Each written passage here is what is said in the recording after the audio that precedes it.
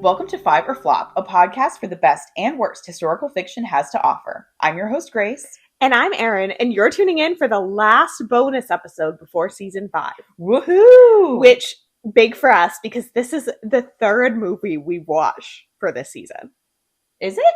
Oh, right, the letter. I already forgot. We try to forget about the letter. This one also kind of crazy in many different ways. Insanely. And we are watching The Handmaiden, which is an adaptation of Fingersmith. Yes. A very different adaptation. Yes. I thought this would be a really fun one to do in terms of the discussion because, as you can recall, Fingersmith is set in England in 1880, and The Handmaiden is set in Korea, I believe, in 1920. 1930, I looked it up. 1930. Thank you. So we'll get into that in a little bit. But first, let's catch up. What's new with you?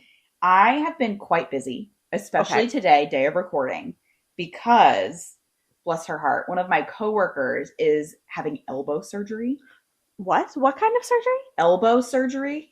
I've never heard of anyone having elbow surgery. I hope it goes well. I think she'll be okay. Is there like a tendon there or something?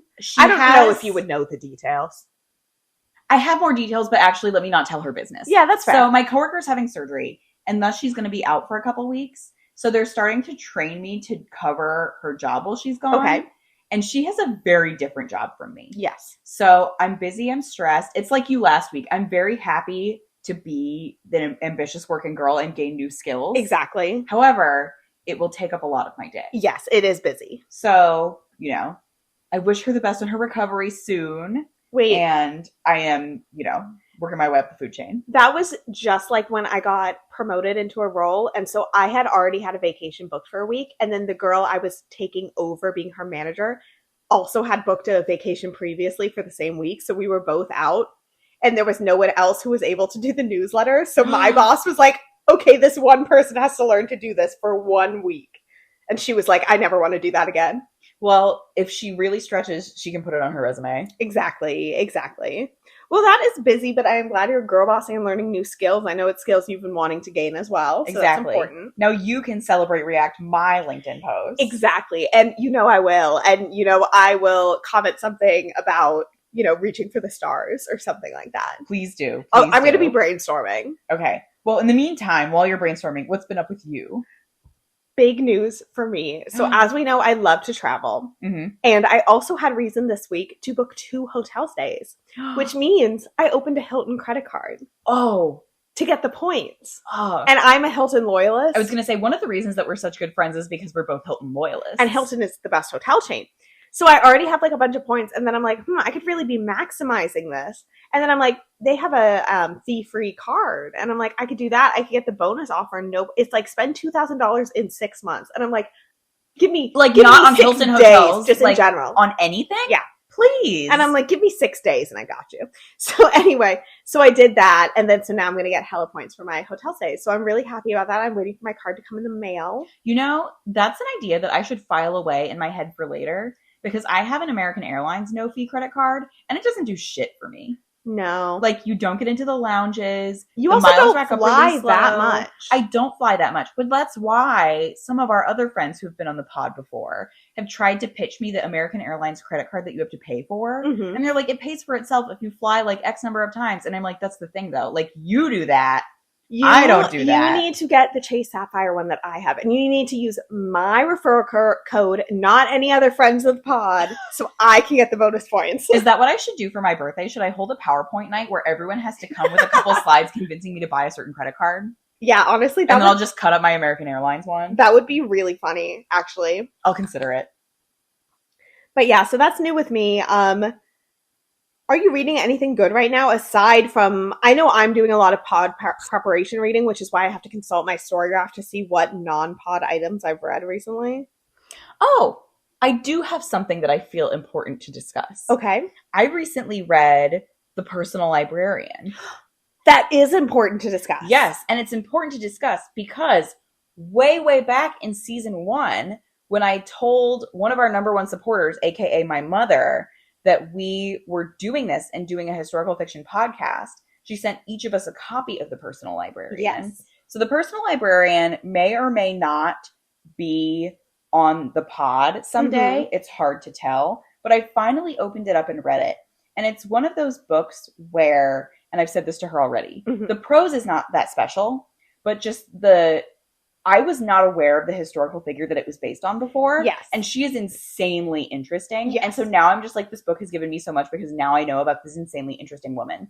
It's about a woman named Belle DaCosta Green, and she was the personal librarian of J.P. Morgan, who had this giant ancient rare books collection. To which we've been to his museum. Yes, we've been to the current day Morgan Library. Belle DaCosta Green had a big part in making it open to the public before J.P. Morgan kind of kept it like to himself as like, he, like, I have all this stuff and you don't. Yep. And she persuaded his son to open it to the public to like further, cement his legacy. But not only was she a woman who was so like rich and powerful and working for JP Morgan, she was famous for her fashion, all of that, which is crazy enough. But she was a Black woman who was passing as white, which is even crazier. So I have also a book of her letters, like a nonfiction book. So now that I've read The Personal Librarian, I can get to that. Okay, that's exciting. Yeah. So I had a good time. And also I feel, I get a lot of books from my mom, especially because we're both e-readers. So she can send me like a book that's on sale on Kindle without getting up from her desk, nice. Stuff like that. So whenever I have books from her that she sent me that I haven't read yet, I feel bad. But now this one, I'm like, she sent it to both of us in the mail, like physical copy. And now I have read it. So I feel much better. Yeah, I agree with you. I think the figure it's based on is so interesting and such an interesting character. I didn't love the prose and the writing of it itself. It was, to me, it was a very, and then this happened, and then this happened. But I'm like, the story here is so interesting that I think there should be more books on her. Yeah. And I also enjoyed, it was co-written by two authors. I think because Marie Benedict, who's a pretty well-known historical fiction author, is a white lady. And she was like, I don't want to be like the be-all, end-all authority on Belle DaCosta Green. Yeah. So she wrote it in conjunction with a Black writer whose name is Victoria Christopher Murray. And then they have another book that I kind of want to read, which is about Eleanor Roosevelt and Mary McLeod Bethune, who was like a Black feminist activist. And her house is like right around here in DC. Fun fact, you know how in the Capitol building there's two statues from every state? She's one of the Florida statues. That's fantastic. Yeah, she's relatively, I think like when I was in college, her statue got put in. Okay. So yeah, I might read that, but that remains to be seen because we're both very busy reading pod books, unfortunately. And if you do read that, we can make Santiago take us on a Capitol tour. I would love to go on a Capitol tour. Exactly.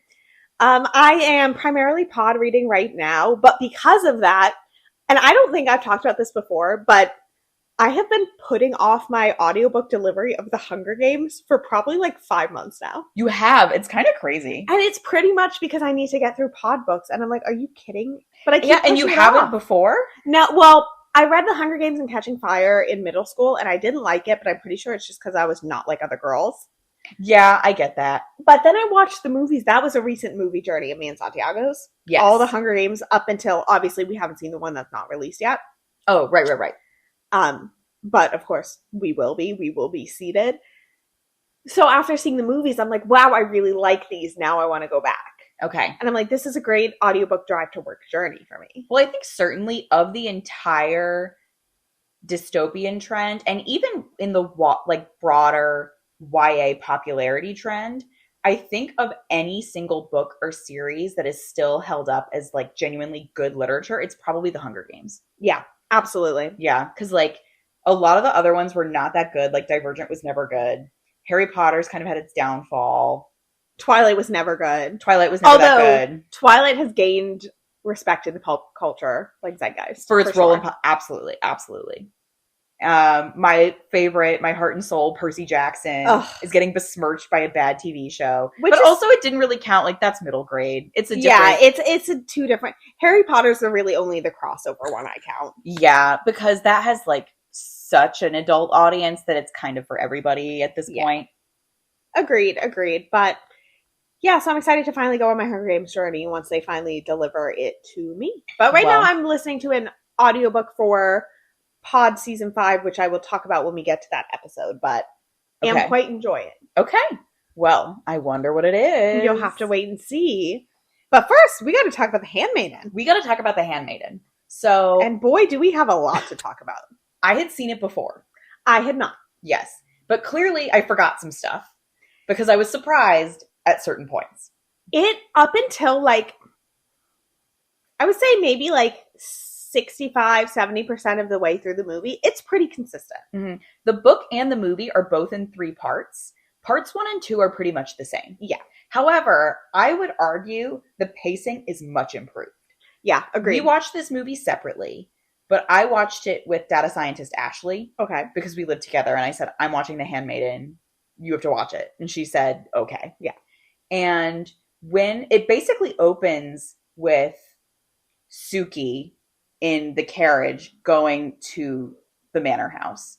And I turned to Ashley and I was like, this took 60 pages. Yeah. Like, this is the opening. And the structure I thought was better because there was some flashback and forth. Like, intercut between her first, like, week or two at the house is with, in the book, the character is called Gentleman. In the movie, he's the Count. Mm-hmm. With the Count telling her, like, all the lies that she's going to tell. And I thought that worked. I don't think that would have worked as well in book format. No, but visually, it was very good. And let me just say, visually, this movie was stunning. It was beautiful. The coloring throughout this movie was, like, jaw-dropping. Yes. And also, they had this very creative thing where, well, obviously, our Pachinko listeners will remember this is a time in Korea when there is a lot of Japanese influence because of the colonization. And actually, is it set in Japan? Where's it set? No, so it's set in Korea. They're in Korea. Yes. Okay, that's what I thought. So it's set in Korea, but the manor house that's built is half Japanese, half English. Mm-hmm. And I think that's supposed to be a callback to the original source material of the book. That's what I got from it. But you see, it's like the house, you're never quite sure where you are. It's this really interesting and like, it's this interesting blend of cultures. They also do this smart thing where if the characters are speaking Korean, the subtitles are in one color, and if they're in Japanese, they're another. I appreciate it. And they told you that at the beginning. There was like a title slide about that. I appreciated that. Yes. So that people like you and me who don't speak either of those languages and also can't understand the differences in sound between the two of them very well, we can still tell when something is being played with in terms of like a class, race, you know, colonialist mindset, which it does quite frequently. And was a very interesting addition to the movie. Yes. And it's one of those things that they fit in pretty seamlessly. Yeah. Like it changed nothing and added a lot. Yes, agreed. So I was happy to have that. But otherwise, the parts 1 and 2 are basically the same. Yeah, so we're not really going to go into that in too much detail. Where it goes up until Suki gets thrown in the madhouse, and then it flashes back, and you see some of the same things from the perspective of, I forget her name already. Hideko? From Hideko. Mm-hmm. And again, they don't linger. Like, it moves along quicker than it does in the book, because that was my main complaint about the book, is everything took too long. And then part 3, nothing is the same. Not a single thing is the same. No, it's crazy. Yeah. And again, like I said, I've seen the movie before. When I read the book, I wasn't like, that's different. I was just like, yeah, okay. And then when I saw the movie, I was like, wait a minute. This is not at all what happened. No, it was so different. So should we get into before, because I feel like we're primarily going to talk about part 3. Part 2, Hideko as a child, they had like a child actress play her. Yeah. Her bob fucking ate. Her bob was so good. They even foreshadowed the bob by having an oil painting of the child version of her in part 1. The bob was so good. That little child, let me tell you, I was not thinking about how stressful it was to play that character. Because there was one scene where she, like, is the victim of, like, corporal punishment. Like, the evil uncle is, like, rapping her on the knuckles. At that point, I wasn't even thinking, like, the poor child. I was like, if I was that actor who had to play the uncle, I would have, like, stayed up at night thinking of ways to be nice to that little girl so she would know to like me. No, I know. Like, oh my gosh. But yeah, great bob. Great Fantastic bob. bob. I feel like we always have to comment when someone has a really good bob. It's one of the things, oh my God. Okay, never mind. I guess for the color purple, I was like, we didn't talk about who Hugh Jackman would play, but nobody. He wouldn't be in that movie. No, he would not be cast. He could play the guy who worked at the immigration office. And Jonathan Bailey can't be in the movie. No. Same for this one. There's no Hugh Jackman. No, there's Unless, much like Snowflower, they wanted one white actor to come in unless and he wanted to sing. He could be the ticket taker at the train station at the end. I feel like if he was a white guy, I wouldn't complain. Anyways, so going into part 3, so basically the biggest difference is that the two women tell each other they're plotting against each other. Yes. So they team up like very much at the end of the book. Like out of like a 530 page book, on page like 500 is they come back together. But in this one, before they leave to go to the insane asylum, in the book and in the movie, they have sex that one night. And they like basically confess to each other like the day after that they have been tricking each other. Because Hideko tries to commit suicide and Suki stops her. They are like so in love and also so horny in this movie. Yes. There are very graphic sex scenes in this movie, and which we should emphasize. And I think, I guess we should give a disclaimer that this is like, I don't know if we have for the children who listen to our podcast. I don't know if we have any children who listen to the pod, but just like disclaimer, this is a very graphic movie. Yes. And they're even showing scenes where Hideko is like reading those like erotic novels. Yes. And I think that's important to the character, especially in the reveal of part 2, where you think that she's this like very innocent, very sheltered airhead. And then you see all of the stuff that she is forced to do and that she knows. Yeah. But yeah, so they are in on it on the lead up to going to the asylum and even going into the marriage to the Count. Yes. And so then they're like, we're going to trick this guy. And here's where I get like a little fuzzy.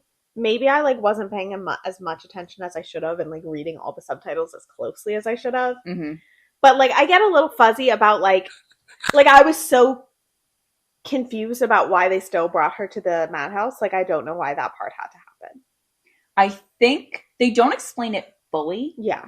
But I think just because it would lull him into a sense of complacency. Okay. And then it would be easier for Hideko to take him out. And what's also interesting is like the Count says to Hideko, like once Suki's in the madhouse, he's like, I'm going to get a call that my wife is dead. Like the plan was to kill her. Yes.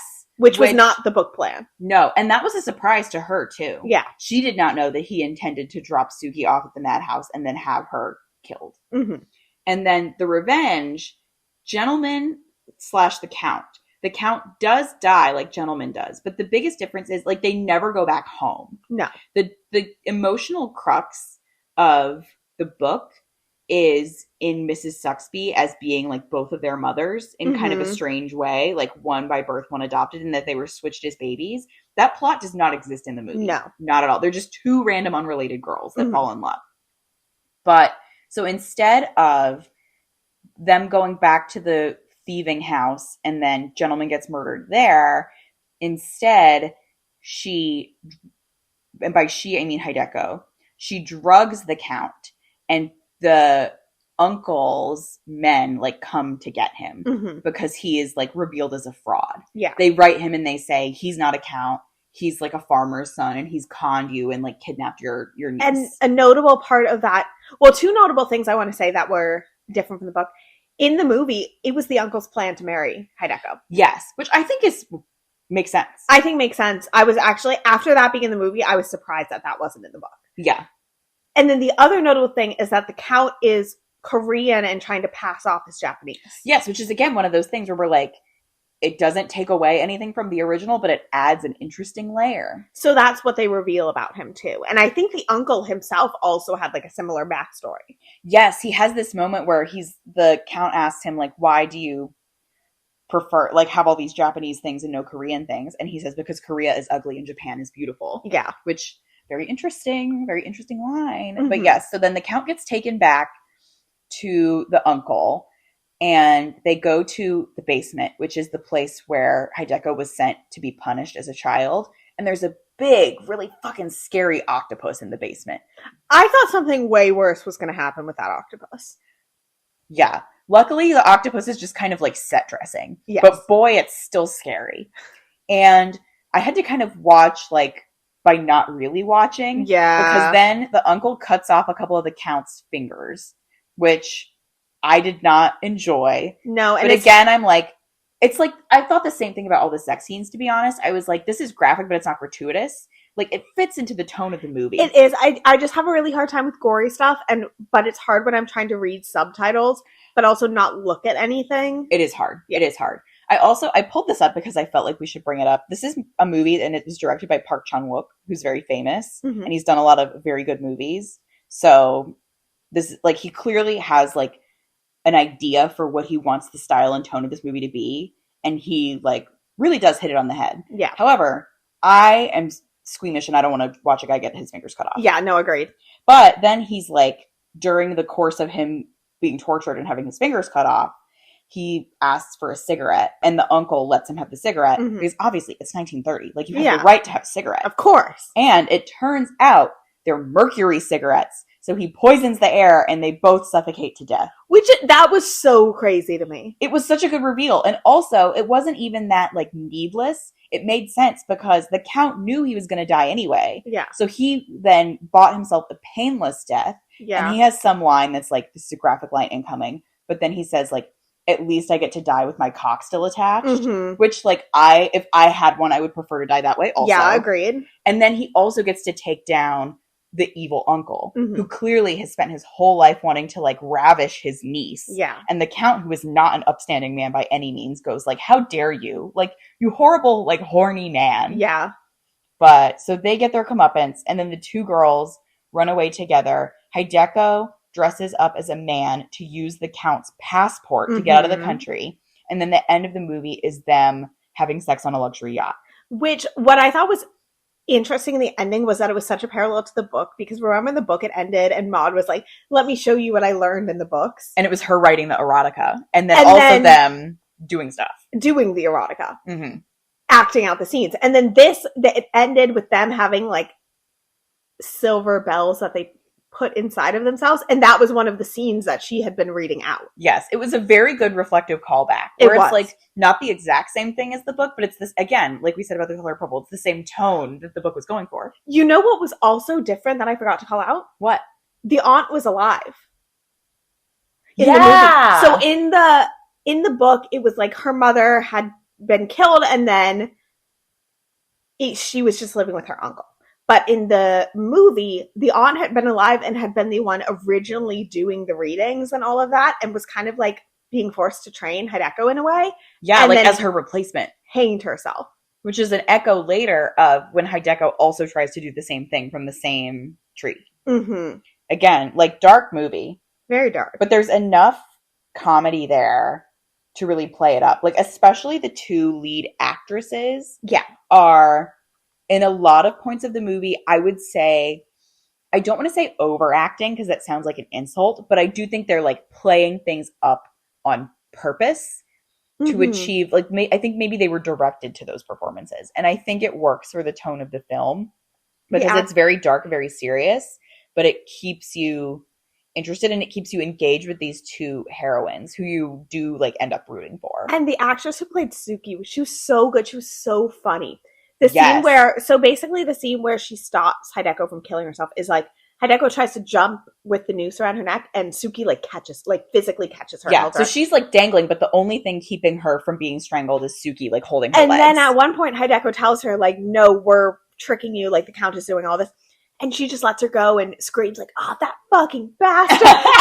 and Hideko is like strangled. And then she's like, oh shit, like goes back over. And again, very funny. It's the same thing. Like, the description of that is so dark, but it was hilarious. It was very funny. Yeah. And they also, like in the book, they have the scenes play out, like two of the scenes play out twice. Like in part 1 and part 2, as you see, this is what Suki thinks is happening, and this is what Hideko knows is actually happening. But those are kept to enough of a minimum that you don't feel like it's repetitive. And the ones that are repeated are like elaborated on in the second part. Yes, it's not just the same footage. Like, there's additional context. Like, clearly they filmed more. It's like it's the opposite of what the alternate ending for the letter was. Exactly, where it was the exact same thing and they took out like 2 frames. Yes. And they just showed us the moon. This movie also ended with a shot of the moon. It did. And I was like, oh my gosh, it's a reference to the letter. Exactly. They knew what they were doing. Exactly, yeah. So, parts 1 and 2, basically the same. Part 3, very different. But I think better overall and also better in terms of the language of the film. Yeah. I gave this a 3 on my letterbox, I think because I was so, like, whiplashed at the end. Because I went in and I was, like, fully, for the majority of the movie, I was like, oh, this is playing out. Like, you know, there are some differences, which was to be expected. Yeah. But I'm like, oh, I know where this is going. And then there was just such a whiplash. And then the ending with, like, the octopus, I was like, what the fuck is happening? It got a little surreal. Yeah. But to me, that's okay. Yeah. I love this movie. Last week, we said The Color Purple was our best pod movie, and I said I agreed because at the time it was, but this is my best pod movie. At the time, we filmed that episode 20 minutes ago. Yes, but chronologically, that's true. It was the best pod movie. This is my favorite. Really? Okay, this is not amongst my favorites. Yeah. I mean, tonally, I could not go any darker than this in terms of a movie. However, I thought it was fantastic. I think I would like it if I were to see it again in like 3 years. Yeah. I think I would like it more, but I think I was just so expecting it to be similar. Yeah. That when it wasn't, I was like, huh? Yeah. We shouted out the talents of the two main actresses. Obviously, Suki was fantastic. This is like a super random thing to comment on. Maybe I'm commenting on it because I've been watching America's Next Top Model lately. Mm-hmm. But the actress who played Hideko was so good at using like her mouth to act. Like, there's a scene where she's eating a bowl of rice, one grain at a time, and even though you can only see her lips and, like, not her nose or eyes, I'm like, I get what she's doing with that, you know? Yeah, she was very talented. And then also the Count was fantastic. I thought he was really good. Like, he was so suave. Like, I looked him up because I was like, I must have seen him in a movie before. I haven't. I think it's just, I do this all the time because I'm so stupid. Like, I'll watch a movie, and then I'll watch the same movie like 3 years later, and then I'll be like, oh my god, I remember him from somewhere, and it's from the movie that I'm currently watching. I do that also. Yeah. But like, he was so charismatic and handsome, even though he was evil. Yeah. It's like, it's the same thing last week when Coleman Domingo played Mister. We were like, he was so great, even though he was evil. Exactly. But I will say, for The Color Purple, I thought it was a bit more of a detriment than it was here. Like, I thought it went with the character. Yeah. I mean, like, this guy, obviously he's charismatic because he's a con man. Yeah, that's like, at no point would I be like, you know, ooh, a bad boy. Like, no. He was just, like, he was being a good actor. That's his job. Yeah. But even then, at the end, there's a scene where Suki is in the madhouse, and he and Hideko are having a meal, and he doesn't know that Hideko is plotting against him. He thinks that he's pulled off his scheme.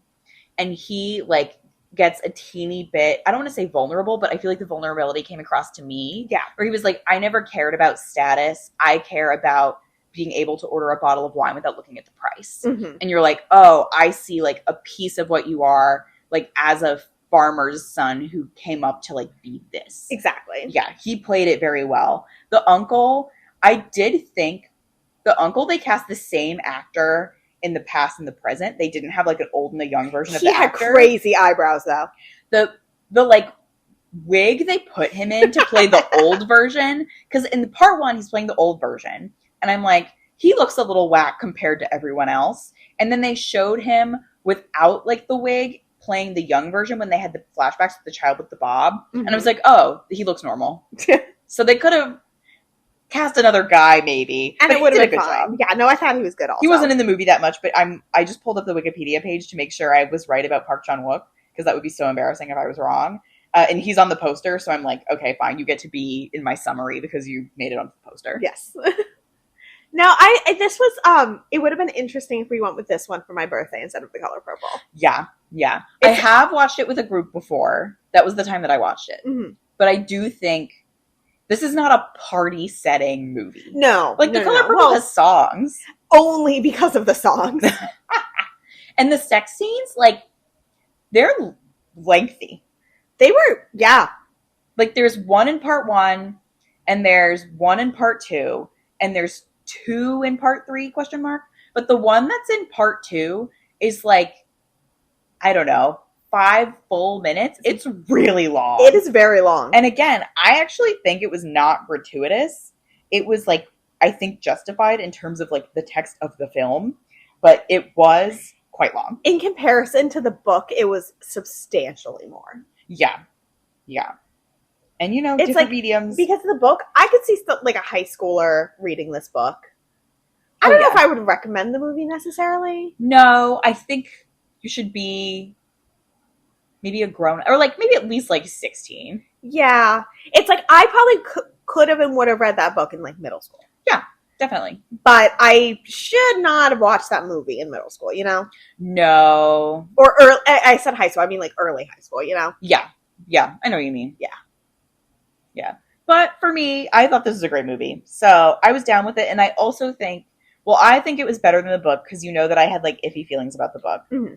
But I really liked it and I would recommend it to like a film buff audience. Yes. I think changing the setting did a lot in favor. Yeah, that's a big thing. Like there's not a lot of books that you could change the setting on like that. Like this, like the location and the time period. Yeah. And pull it off that way. And it was very well done. Here, okay, so we have not prepared for this at all. Do you think that we have another pod book that you could set it somewhere else and it would still work? Oh my God. Yeah. You need to stop dropping these things on me. All right. As we reference our past history, this is just like what we did. What other pod books would we give awards to? And we spent like 5 minutes just silently scrolling. Yeah, we edited out with movie magic. Well, I'm going to ignore everything for the upcoming season. Because those are still a secret. I'm not going to count Catherine Called Birdie because that was just kind of like anonymously Middle England. Yeah, yeah. And I think it's also kind of cheating to say Bridgerton. Yeah. Because they've already like race bent that as a TV show, but I think they could take this plot and set it somewhere else and it would still be good. Like Everywhere has an upper class with pretty dresses, but that seems like kind of an easy nod. I hate to say it. The Pull of the Stars, you could do COVID. Shit. Or yeah, you could take it to the plague. I would do that. You go backwards. Yeah. Go backwards.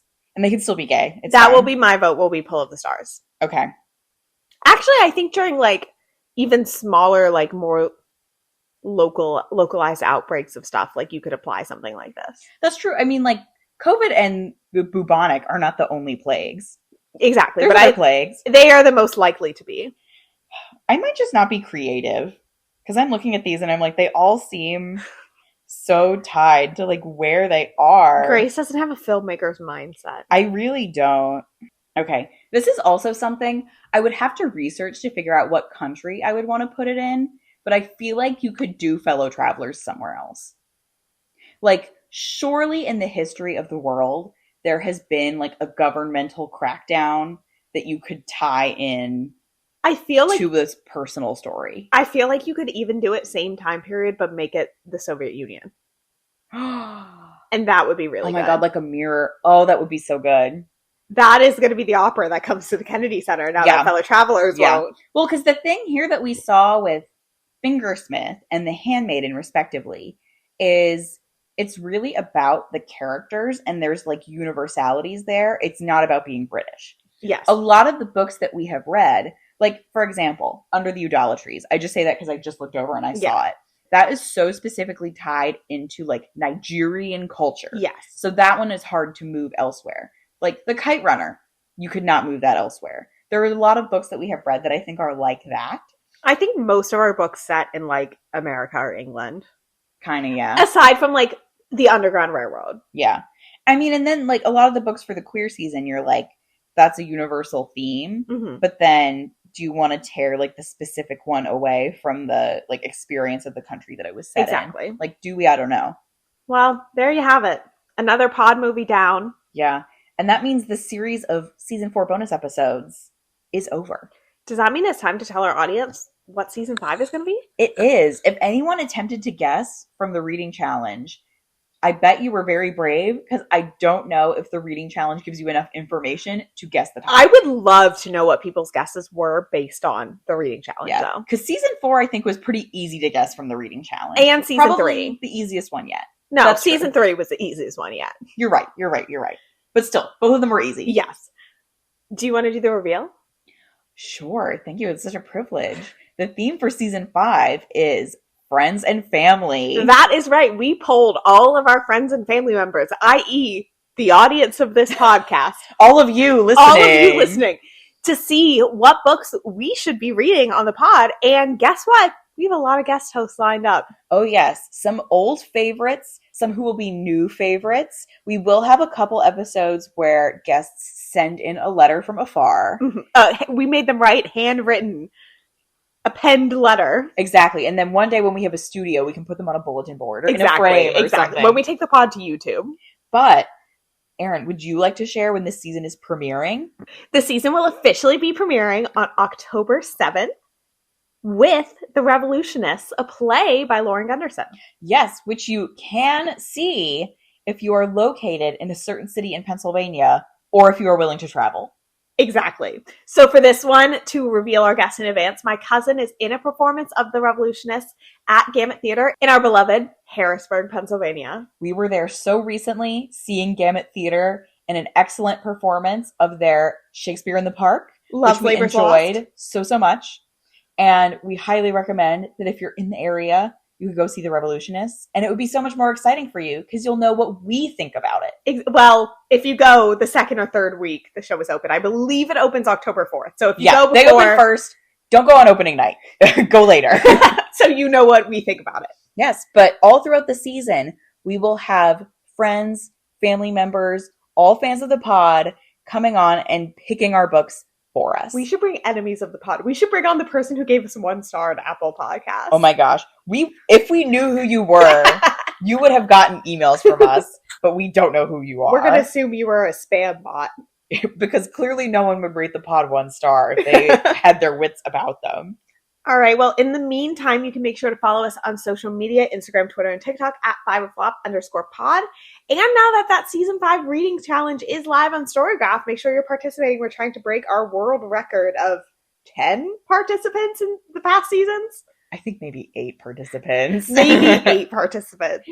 If you consider yourself to be our friend or family, please fill out the recommendation form in the bio of our social media for books that we should be reading on this upcoming season. We're going to level with you. There is one guest coming up on this season who used the recommendation form to fill out her picks. We did not know that, and we were mean to her about not sending us her picks in time, and that was on us. We were so sorry. But you know what she could have done? Emailed us at fiverfloppodcast@gmail.com. Even better. Would we have seen that? Absolutely not. No! But we will see it if you send it. So please email us at fiverfloppodcast@gmail.com. And in the meantime, happy season 5. Bye.